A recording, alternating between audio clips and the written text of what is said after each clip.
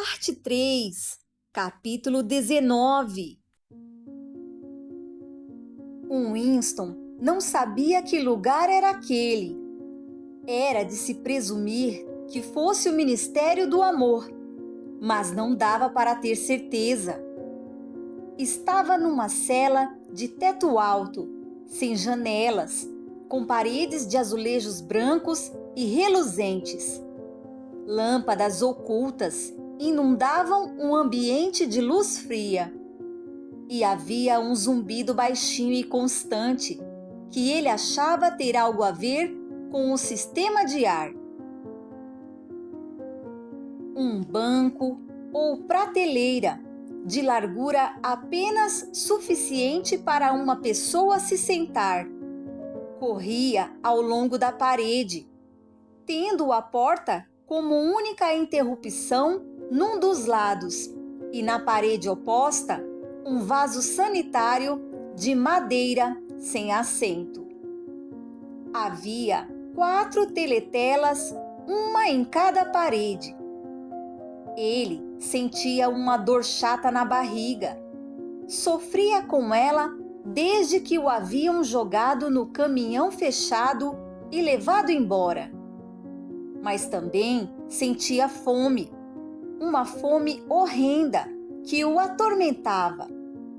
Talvez já tivesse se passado 24 horas desde que se alimentara pela última vez, ou até mesmo 36. Ainda não sabia, provavelmente jamais saberia, se fora preso pela manhã ou à noite. Em todo caso, desde a sua prisão, ainda não havia sido alimentado.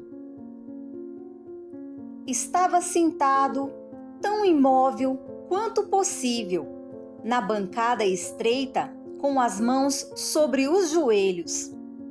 Já aprendera a se sentar quieto e imóvel. Se fizesse movimentos inesperados, viriam os gritos pelas teletelas, mas a fome crescia. A sua maior ambição naquele momento era um pedaço de pão. Ocorreu-lhe uma vaga esperança de que restassem algumas migalhas no bolso do seu macacão. Era até possível. Tinha essa sensação porque sentia de vez em quando que alguma coisa fazia cócegas na sua perna. Que tivesse um bom pedaço de casca. Enfim, a tentação venceu o medo e ele enfiou a mão no bolso. Smith! Gritou uma voz pela teletela. 6079 Smith W. Mãos fora dos bolsos, dentro da cela. Winston voltou a ficar imóvel, com as mãos novamente acomodadas sobre os joelhos.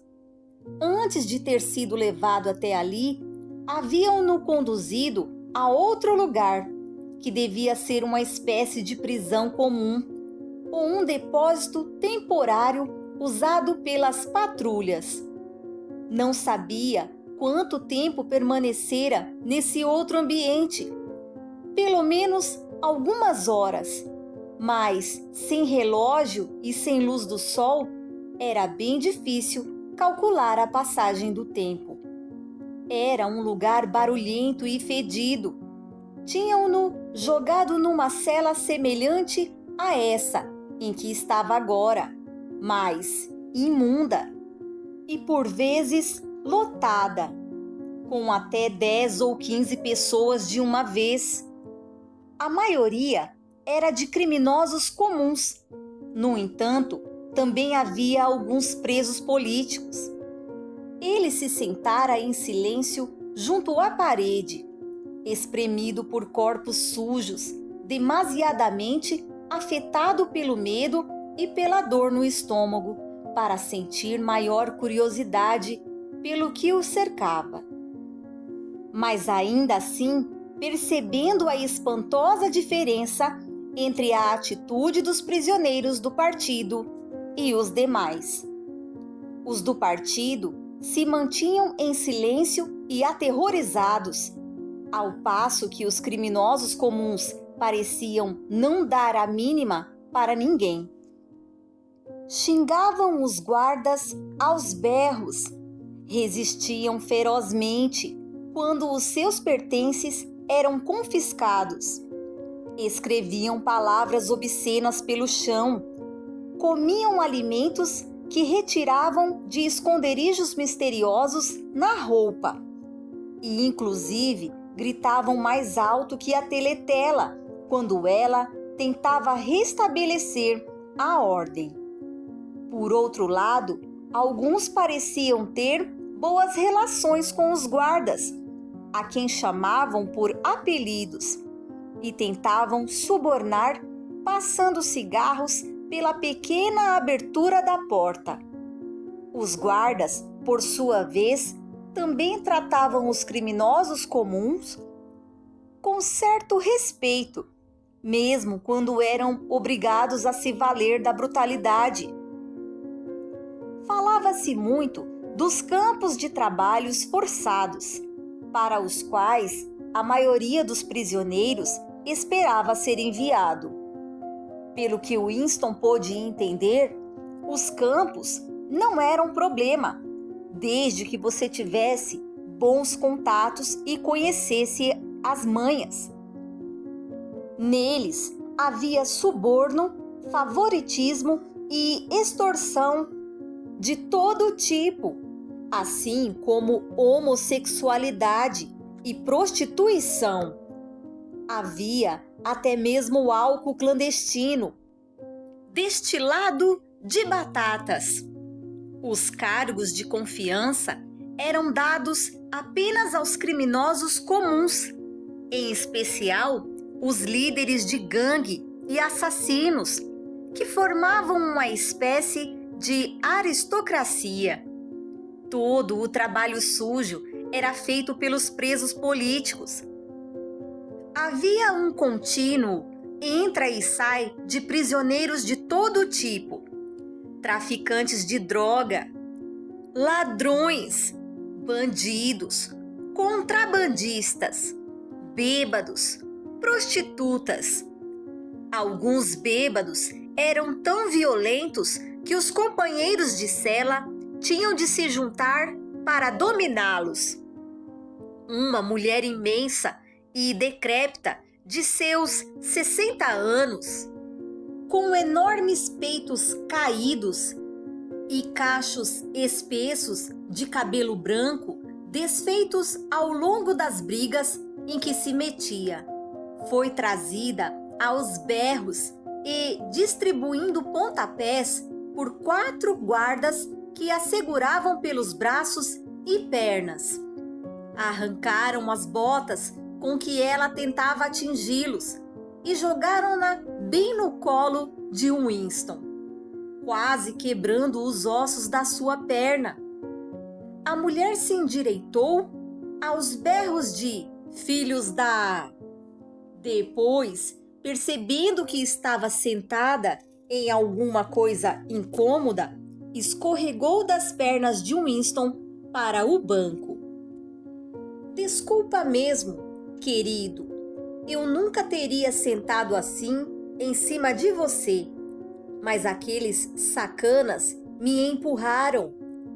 Eles não sabem como tratar uma dama, sabem?" Fez uma pausa, deu umas batidas no peito e soltou um arroto. "Desculpa", voltou a dizer, "é que não estou me sentindo bem." Em seguida, inclinou-se para a frente e vomitou com tudo no chão. "Já estou melhorando." E ela voltou a se endireitar com os olhos fechados. "Nunca segure à vontade, é o que eu digo. Melhor soltar tudo para fora enquanto está fresco no estômago." Ela se acalmou e, ao olhar de novo para Winston, deu a impressão de ter simpatizado com ele imediatamente. Passou um braço enorme em torno dos seus ombros e o puxou para bem junto de si, fungando no seu rosto com um bafo que era uma mistura de vômito e cerveja. Qual é o seu nome, querido? Smith. Smith? Que engraçado! Meu nome tem Smith. Ora, ora, acrescentou sentimental. Eu podia ser sua mãe. Ela podia mesmo ser sua mãe, Winston pensou. Tinha mais ou menos a idade e o corpo condizentes com um papel, e era provável que as pessoas mudassem um tanto depois de passar 20 anos num campo de trabalhos forçados. Ninguém mais lhe dirigiu a palavra. Surpreendentemente, os criminosos comuns nem tomavam conhecimento dos políticos, a quem chamavam de politiqueiros, com uma espécie de desdém inteiramente desinteressado. Os prisioneiros do partido pareciam atemorizados demais para dirigirem a palavra a quem quer que fosse, sobretudo aos próprios companheiros. Só uma vez, quando duas mulheres pertencentes ao partido estavam sentadas no banco, apertadas, uma contra a outra, ele pôde ouvir no meio da barulheira geral umas palavras sussurradas com pressa e, em particular, uma referência que não compreendeu a algo chamado Sala 101. Havia talvez 2 ou 3 horas que o tinham jogado ali. A dor chata na barriga não ia embora, mas às vezes melhorava ou então piorava, e os seus pensamentos se expandiam ou encolhiam no mesmo ritmo. Quando a dor piorava, ele pensava exclusivamente nela e na vontade de comer. Quando melhorava, ele era tomado pelo pânico. Havia momentos em que era capaz de prever o que lhe aconteceria, com tamanha nitidez que o seu coração disparava e a sua respiração praticamente parava. Era capaz de sentir as pancadas dos cacetetes nos cotovelos e as botas revestidas de ferro nas canelas. Imaginava-se rastejando pelo chão, implorando piedade com os dentes quebrados. Mal pensava em Júlia, não podia fixar a mente nela. A amava e não a trairia, mas isso era apenas um fato de que tinha ciência, da mesma forma que estava ciente das leis da matemática. Já não se permitia sentir amor por ela e quase não tinha vontade de saber o que lhe estava acontecendo. Pensava mais frequentemente em O'Brien, com uma centelha de esperança. O O'Brien talvez já soubesse que ele fora preso. A Irmandade, ele dissera, jamais tentava salvar seus membros da prisão. Mas havia a questão da gilete. Se pudessem, lhe enviariam a gilete. Talvez se passassem uns 5 segundos antes que o guarda tivesse tempo de entrar correndo na cela. A gilete morderia a sua carne com uma espécie de frieza ardente e os dedos que a segurassem seriam cortados até o osso. Ora, era o seu corpo doente que lhe encolhia trêmulo ante a menor dor, que invocava aquilo tudo. Na verdade, ele não estava seguro de que conseguiria usar a gilete, ainda que surgisse tal oportunidade. Era mais natural simplesmente existir, de um momento para o outro, aceitando mais de 10 minutos de vida, mesmo estando certo de que ao final daquilo, tudo haveria tortura. Às vezes, Winston tentava calcular o número de azulejos nas paredes da cela. Deveria ser fácil, mas sempre perdia a conta num ou noutro ponto. Na maior parte das vezes, perguntava a si mesmo onde estaria e que horas seriam. Em dado momento, era capaz de jurar ser pleno dia lá fora, e no momento seguinte vinha uma certeza equivalente de que reinava a noite mais escura. Sabia, como que por instinto, que naquele lugar as luzes jamais se apagavam. Era o lugar onde não havia trevas. Agora compreendia porque O'Brien parecia reconhecer a referência. No Ministério do Amor não havia janelas. A sua cela podia estar bem no meio do edifício, ou junto a uma parede externa. Podia ser 10 andares abaixo do solo, ou 30 acima dele.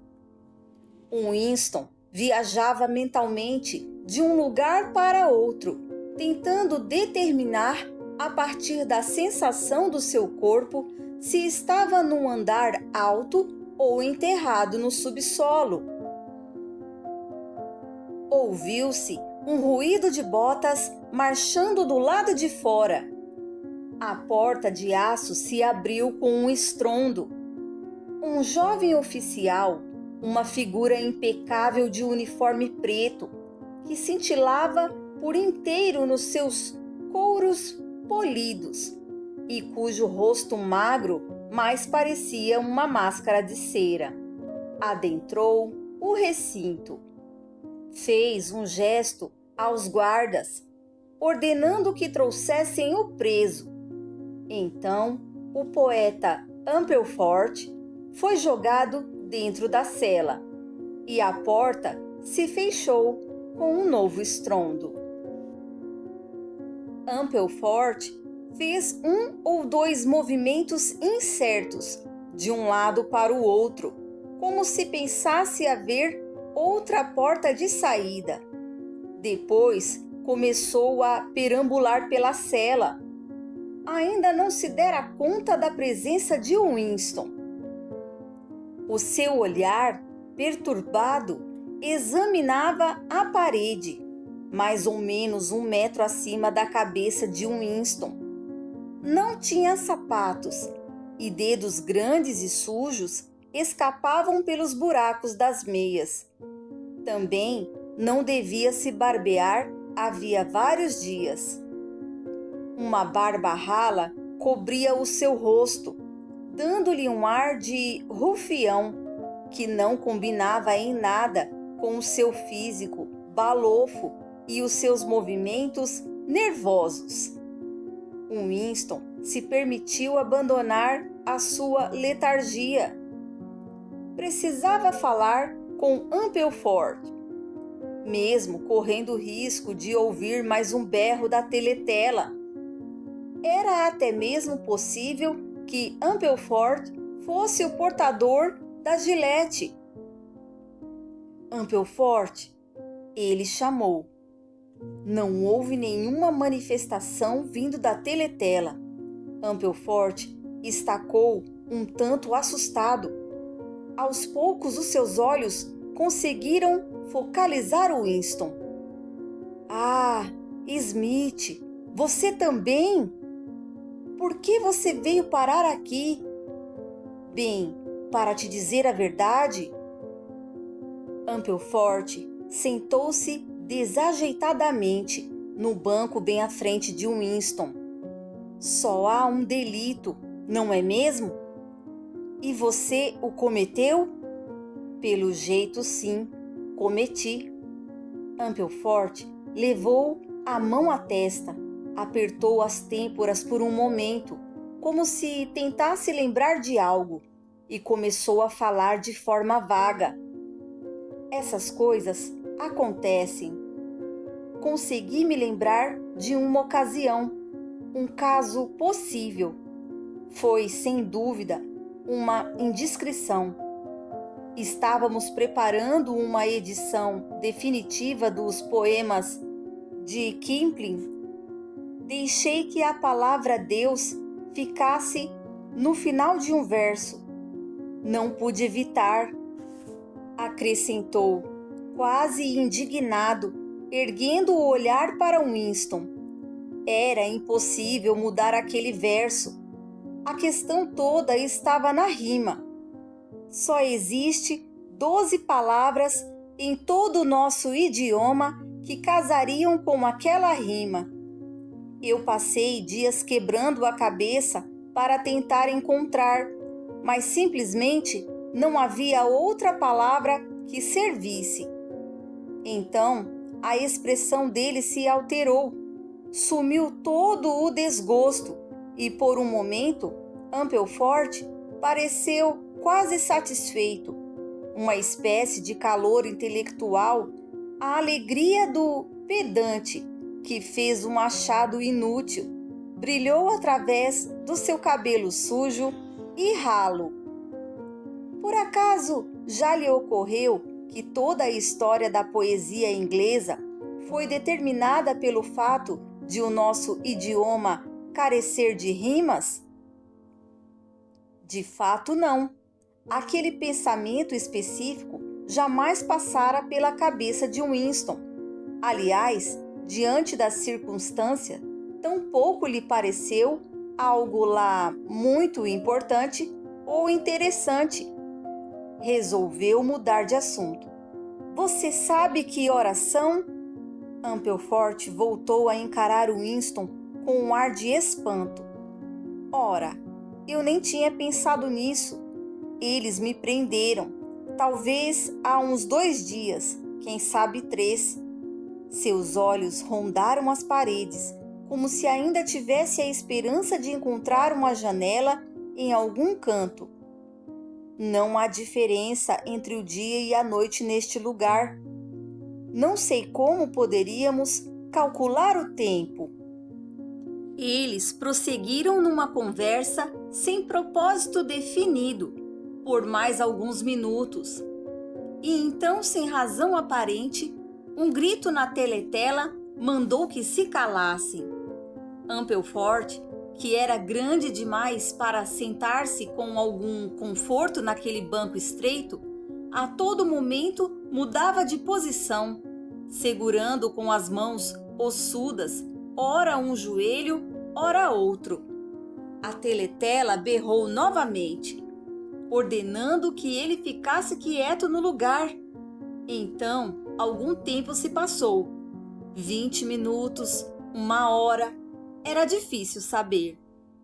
Outra vez, o som de botas lá fora fez-se ouvir. As entranhas de Winston se contraíram.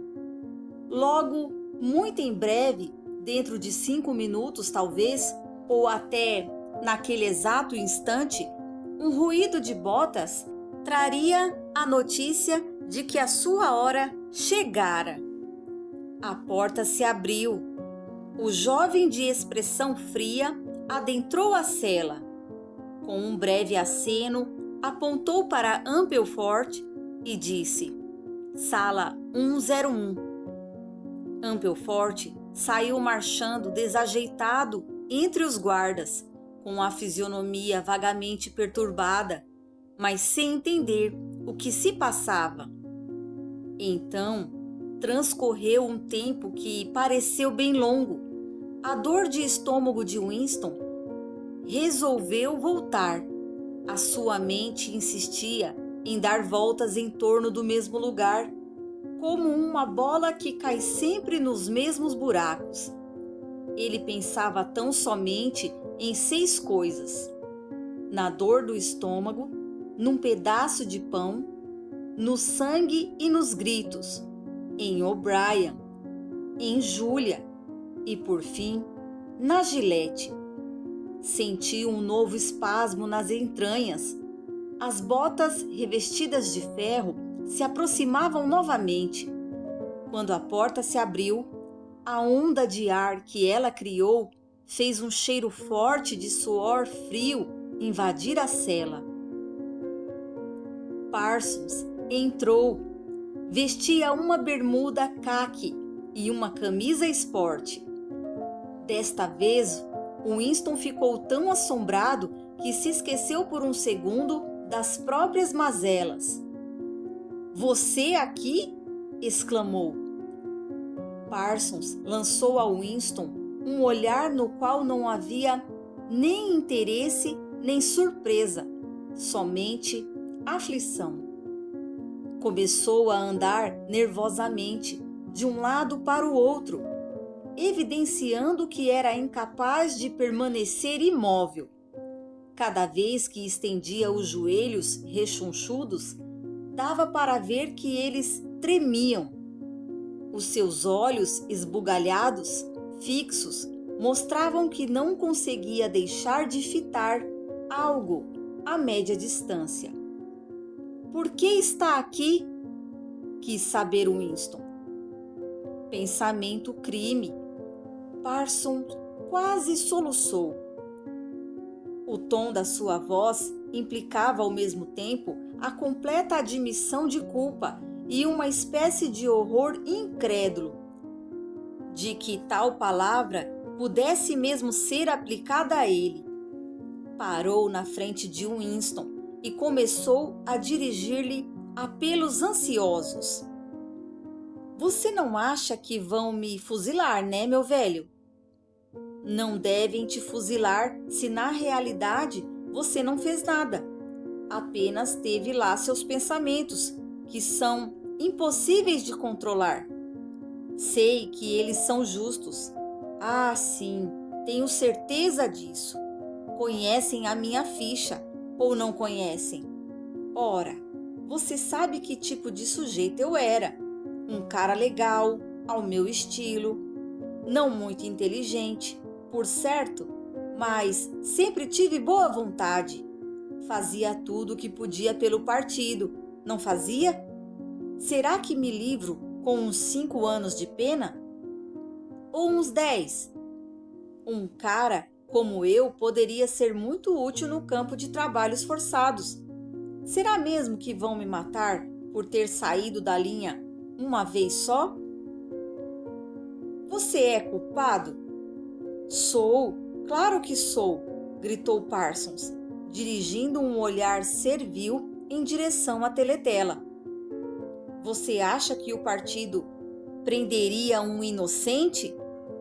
A cara de sapo se aquietou, até adquiriu um leve ar de hipocrisia. "Pensamento crime é uma coisa horrível, meu velho", afirmou, como se sentenciasse a si mesmo. "É um inferno. Pode te dominar sem você se dar conta. Sabe como ele me pegou? Enquanto eu dormia. É verdade. Estava lá trabalhando duro, tentando fazer a minha parte. Nunca imaginei que pudesse haver algo negativo na minha mente. E aí, comecei a falar dormindo. Sabe o que eles me ouviram dizer?" Ele começou a falar baixinho, como alguém que se vê obrigado, por ordens médicas, a pronunciar uma obscenidade. "Abaixo, grande irmão."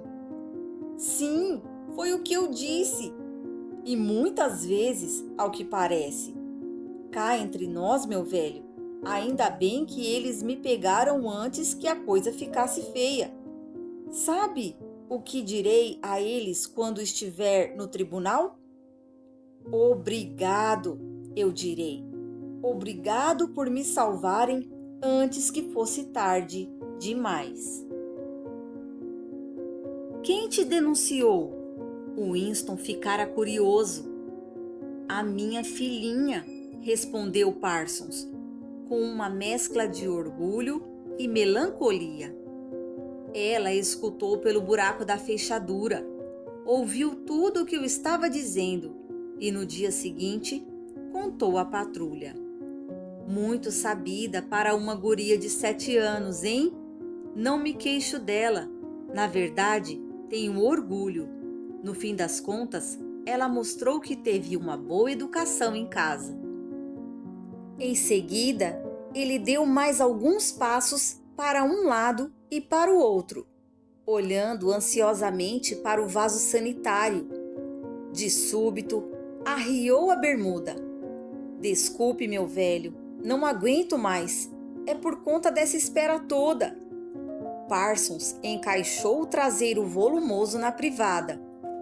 Winston cobriu o rosto com as mãos. Smith, gritou a voz na teletela. 6079, Smith W. Descubra o rosto. Sem rostos cobertos dentro da cela. Winston descobriu o rosto. Parsons usou a privada de forma ruidosa e abundante. Em seguida, ficaram sabendo que a descarga estava com defeito. E um fedor abominável preencheu a cela por longas horas. Parsons foi removido. Muitos presos chegaram e partiram, misteriosamente. Uma presa soube que seria encaminhada à sala 101. Winston percebeu que ela se encolheu e mudou de cor quando tomou conhecimento da notícia. Chegou um momento em que, se ele tivesse sido levado para aquela cela pela manhã, já seria tardinha, ou se tivesse sido levado à tarde, então seria meia-noite. Havia 6 presos na cela, dentre homens e mulheres, todos sentados, calados e imóveis. Na frente de Winston, um homem sem queixo e dentuço, que mais parecia um grande e inofensivo roedor. As suas bochechas gordas e flácidas pareciam guardar comida, e os olhos cinza claros se aventuravam timidamente de rosto em rosto, e logo se desviavam ao cruzar os olhos de outra alguém. A porta se abriu e surgiu outro prisioneiro, cujo aspecto deixou Winston arrepiado. Era um homem comum, de aparência ordinária, que poderia muito bem ser um engenheiro ou algum tipo de técnico. Mas o que de fato causava espanto era a magreza de seu rosto. Chegava a lembrar uma caveira ambulante. Devido à magreza, a sua boca e os seus olhos pareciam desproporcionalmente grandes, sendo que no seu olhar se espalhava um ódio assassino, implacável, de alguém ou de alguma coisa. O homem se sentou no banco, muito longe de Winston, que não voltou a lhe dirigir o olhar. Mas aquele rosto atormentado, morto-vivo, permaneceu muito nítido em sua mente, como se estivesse bem na sua frente. De repente, se deu conta de que qual era o problema. O homem simplesmente estava morrendo de fome. Aquela mesma ideia devia ter ocorrido quase simultaneamente a todos que já se encontravam na cela. Houve uma leve agitação ao longo do banco. O olhar do homem sem queixo se fixava com certa frequência naquela face esquelética, mas ele logo desviava os olhos, envergonhado. No entanto, em seguida, eles focavam de novo na mesma figura, como se ela fosse irresistível. Em dado momento, ele começou a se agitar no assento. Por fim, se levantou, atravessou a cela, vacilante, enfiou a mão no bolso do macacão e, com um ar constrangido, estendeu um naco de pão sujo à caveira ambulante. Um ensurdecedor rugido, furioso, saiu da teletela. O homem sem queixo deu um salto para trás. O Cara de Caveira escondeu depressa as mãos às costas, como se para demonstrar a todos que recusava o presente. Bunstead, 2713. Bunstead, J. Largue esse pedaço de pão. O homem sem queixo obedeceu. Fique de pé onde está, ordenou a voz. Virado para a porta, sem nenhum movimento. O homem sem queixo obedeceu. As grandes bochechas flácidas tremiam descontroladamente. A porta se abriu com um estrondo. O jovem oficial entrou e deu um passo para o lado, permitindo a entrada de outro guarda, baixo e atarracado, com braços e ombros imensos. Ele se posicionou na frente do homem sem queixo e, ao sinal do jovem oficial, acertou-lhe um tremendo soco. Valendo-se de toda a sua força, bem em cheio na boca do coitado. A força foi tamanha que o sujeito pareceu ter voado do chão. De fato, o seu corpo foi arremessado para o outro lado da cela, indo despencar junto à base do vaso sanitário. Por um momento, ele ficou lá caído, atordoado, com o sangue escuro escorrendo da boca e do nariz. Ouve-se um gemido muito débil, praticamente inconsciente. Em seguida, ele rolou e ficou de quatro, se apoiando como podia nas mãos e nos joelhos. Então, numa torrente de sangue e saliva, as duas metades de uma dentadura despencaram da sua boca. Os presos permaneceram todos sentados, tão imóveis quanto possível, com as mãos sobre os joelhos. Eventualmente, o homem sem queixo retornou ao seu lugar. De um dos lados do seu rosto, na parte inferior, a pele já começava a escurecer. A boca inteira havia inchado, transformando-se numa massa informe, cor de cereja, com um buraco escuro no meio. De vez em quando, mais um bocado de sangue pingava no peito do macacão. Os olhos cinzentos ainda saltavam de rosto em rosto, mais envergonhados do que nunca, como se o homem estivesse tentando descobrir até que ponto os demais o desprezavam por conta da sua humilhação. A porta tornou-se a abrir com um breve gesto. O oficial apontou o homem com cara de caveira, dizendo: Sala 101. Ao lado de Winston, houve uma exclamação e um movimento brusco. O homem havia se colocado de joelhos no chão, erguendo as mãos postas em súplica. Camarada, oficial, implorou. Você não tem mais que me levar àquele lugar. Eu já não lhe disse tudo. O que mais quer saber? Confesso tudo o que quiser, tudo. É só me dizer o que é e eu confesso na hora.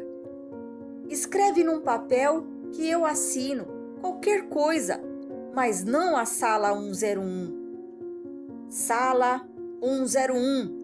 Repetiu o jovem oficial. A face do sujeito, já muito empalidecida, ficou de uma cor que Winston não acreditava ser possível. Era definitivamente, inquestionavelmente, um tom de verde. Faça o que quiser comigo. Há semanas estou passando fome. Me deixe morrer de fome. Me dê um tiro. Me enforque, me condene a 25 anos de prisão. Tem alguém mais que quer que eu denuncie? Diga o nome da pessoa e eu confesso na hora. Não me importa quem é, nem o que vai acontecer com ela. Tenho mulher e 3 filhos. O mais velho ainda não fez 6 anos. Pode degolar todos eles na minha frente, que eu garanto que não desviarei o olhar, mas não me leve outra vez à sala 101. Sala 101. O sujeito olhou para os demais prisioneiros com um ar que beirava o frenesi histérico. Era como se acreditasse que poderia oferecer outra vítima para o seu lugar. Enfim, os seus olhos pararam na face amassada do homem sem queixo. Apontou na direção dele com o braço esquelético e berrou: "É aquele ali que você deveria levar, não eu. Você não ouviu o que ele falou depois que foi esmurrado? Me dê uma oportunidade que eu posso contar tudo, palavra por palavra. É ele que atua contra o partido, não eu." 2 guardas robustos avançaram cela adentro. A voz do homem tornou-se quase animalesca. "Você não ouviu o que ele disse?" repetia. A teletela não estava funcionando direito. "É ele que você quer. Leve esse cara, não a mim." Os guardas estavam prestes a agarrá-lo pelos braços, mas nesse exato instante ele se atirou no chão e se agarrou com a força que lhe restava a uma das pernas de ferro que sustentava o banco. Então começou a uivar e finalmente a sua voz se tornou a de um animal. Os guardas o seguraram e puxaram, mas ele se prendera à perna do banco com uma força assombrosa. Durante uns 20 segundos, os guardas insistiram. Os presos permaneceram sentados, imóveis, olhando para a frente. Os uivos, em dado momento, cessaram. O homem já não tinha mais energia para nada além de se manter agarrado onde estava. Nisso, ouviu-se um outro tipo de grito. O pontapé desferido por um dos guardas havia quebrado alguns dedos da sua mão. Enfim, puseram o sujeito de pé.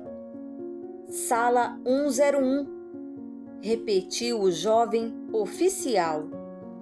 O homem foi levado embora, cambaleante e cabisbaixo, protegendo a mão quebrada, inteiramente esgotado e incapaz de resistir. Passou-se um longo tempo. Se o homem com cara de caveira tivesse sido levado à meia-noite, então já era manhã.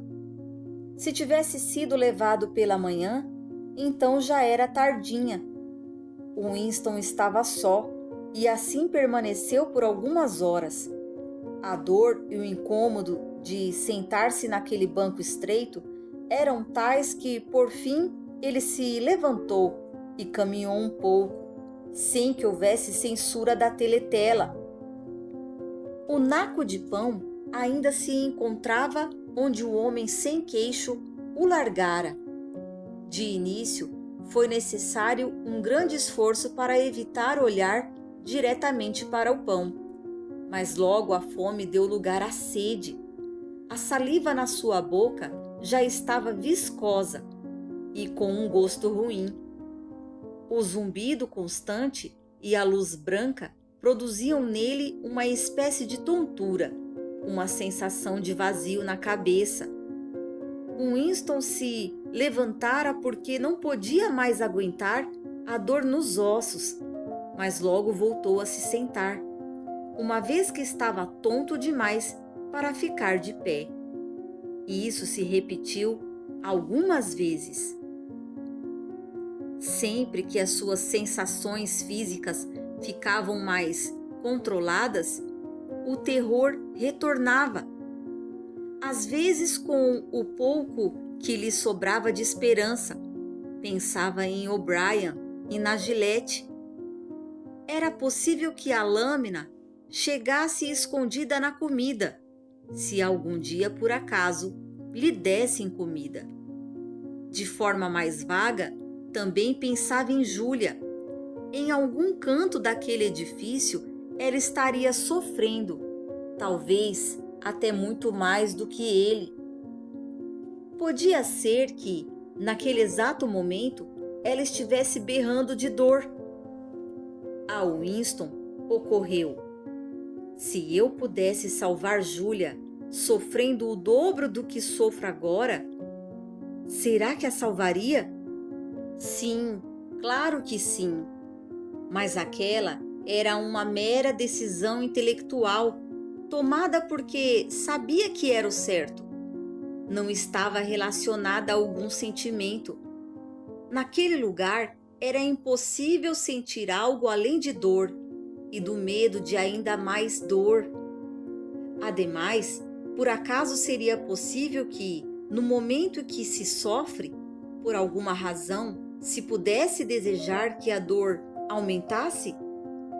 Era uma questão que ele ainda não podia resolver. Uma vez mais, o ruído de botas se fez ouvir, os passos se aproximando, até que a porta da cela se abriu. O'Brien entrou. Winston se levantou num pulo. O choque daquela cena eliminara todas as suas preocupações. Pela primeira vez em muitos anos, esqueceu-se da presença de uma teletela no ambiente. Também te pegaram? Winston exclamou. Me pegaram há muito tempo, disse O'Brien, com leve ironia, quase pesarosa. Em seguida, deu um passo para o lado e por trás dele surgiu um guarda de peito largo, com um longo bastão preto na mão. Você sabia disso, Winston. Não se iluda. Você sabia. Sempre soube.